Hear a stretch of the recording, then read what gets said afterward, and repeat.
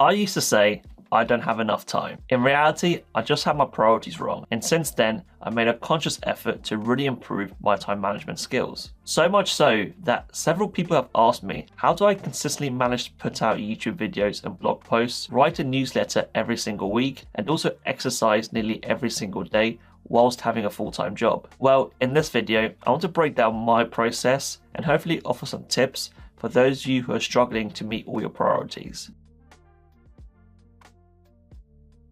I always start by fully auditing my schedule to determine what kind of time I have to play with. So for me, because I work full time, 9 AM to 5:30 PM is completely blocked out my calendar.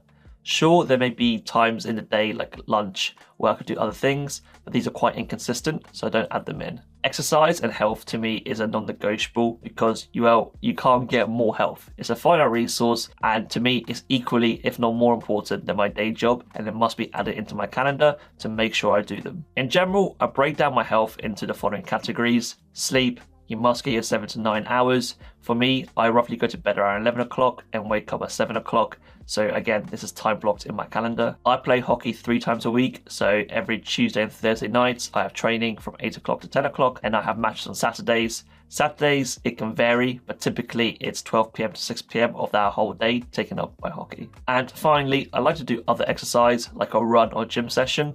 So I book these in. I normally run at lunchtimes because I work from home, and I normally have a gym session on Sunday mornings. I like to keep my Friday nights and weekends completely free because this is when I'll typically have any social events, and having relationships and keeping up with relationships is really important. You can now see I'm slowly adding all the non-negotiables and the things I must do into my calendar. And what this will allow me to do is see the pockets of time where I have space to do other forms of work or anything else I'd rather do in my spare time. From looking at my calendar, you'll see that every morning, 7:30 to 9 AM, I have free. Now, I work from home quite a lot, so that time is free. Some days that might be a commute to work, but the majority of time, 7:30 to 9 AM, I have free time to do what I want. Likewise, Mondays and Wednesday nights, I also have a lot of free time where I can do an hour or two of extra personal work if I wanted to. I try to do all my personal related projects in this designated blocks and not rely too much on the weekend. Now, that's not to say that I don't work during the weekend. It's only because my schedule was a lot more versatile then.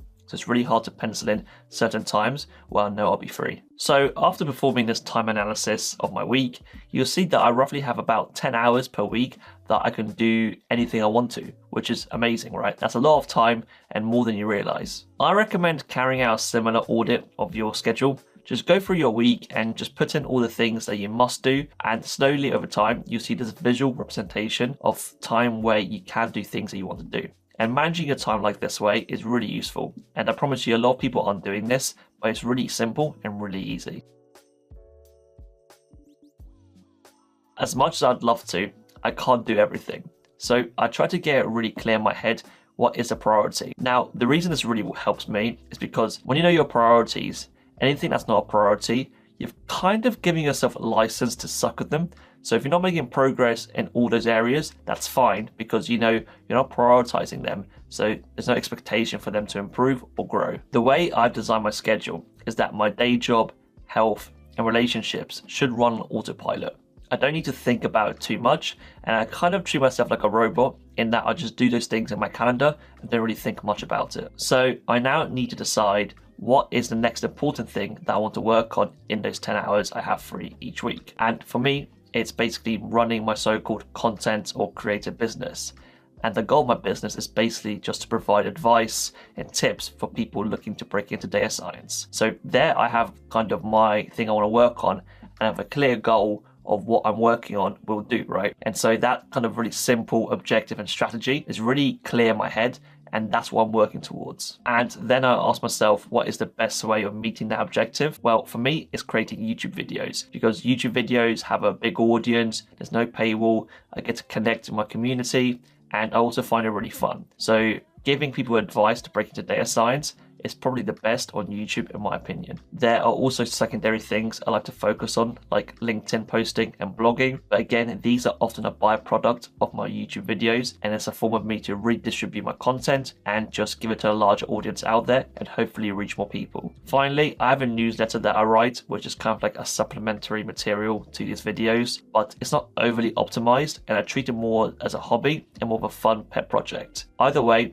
I still like to get it out every single week, and what I normally do is that because I have probably enough time on my weekends to do this, I just tell myself, well, the newsletter will be done on either Friday night or on the weekend. Again, I can't be certain exactly what time I will have, but it takes me about 2 hours to write, and so chances are I'll have some 2-hour free time in my weekend to do it. After going through that process, I'm very clear on my priorities. YouTube's number one, then it's my newsletter, then it's my blogging platform Medium, and finally it's LinkedIn. And you see now I'm very clear on exactly what I'm doing and where my focus is going on. And so if my LinkedIn posting slips, that's okay, because it's not the number one priority I'm doing. I can now use these priorities to fill up my calendar. So every morning, 7:30 to 9 will be YouTube work, whether that will be filming a video, scripting, doing a thumbnail, just anything. Anything about YouTube is every morning. Like I said, my newsletter takes me about 2 to 3 hours to write.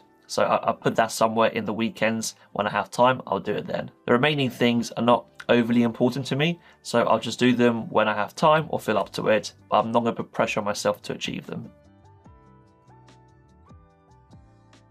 Over time, I've realized there is no superpower to get things done, but the closest thing is pure focus. Last year, I read this book called Stolen Focus by Johann Hari, and it really blew my mind because it discusses the problem we have at the moment with the attention epidemic and how people are really struggling to focus. In this book, he says something like the average office worker can only concentrate on a task for 3 minutes, which is crazy. And there's multiple reasons that he discusses in the book, such as social media, nutrition, exhaustion, and there's 12 reasons he goes into, but they're all very interesting, and it's kind of insightful how the world is kind of built to distract us and keep our focus away from things.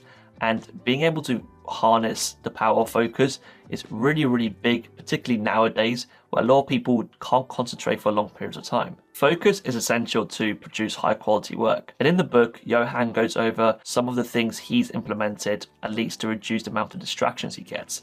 And I've copied them and kind of adjusted some of them in my own daily life. Some of the things that have really helped me is to delete all social media apps from my phone. So I don't have TikTok, and I've removed Instagram, Twitter, YouTube from my phone. This way, I have less of an urge or the frictions increased between me going on my phone and opening up these social media apps and basically just wasting time. So I recommend you try this one out because it's really easy and it's really effective. When I'm working, I always have my phone on silent mode and I have it in another room. Again, this just increases the friction. It means I'm less likely to go on my phone and get distracted. And finally, I try to take the approach of digital minimalism as much as possible.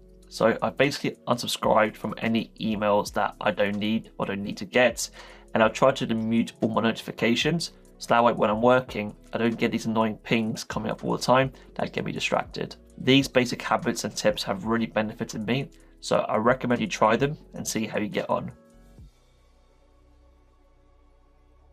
On the theme of focus, every personal work block I have, I make sure that I'm working on the one most important thing at that time. I don't multitask because research shows that after multitasking, it takes you 23 minutes to regain focus on that new task. So you're basically just wasting time. Before I start working, I really make it clear in my head what I'm going to work on for the next hour. Again, it could be scripting a video, filming a video, doing a thumbnail, and my focus is going to go on that one thing for that whole period of time and not get distracted. The power of doing just the most important thing every single day is truly underrated. Imagine how much progress you can make if you just did the most important thing every single day for the whole year.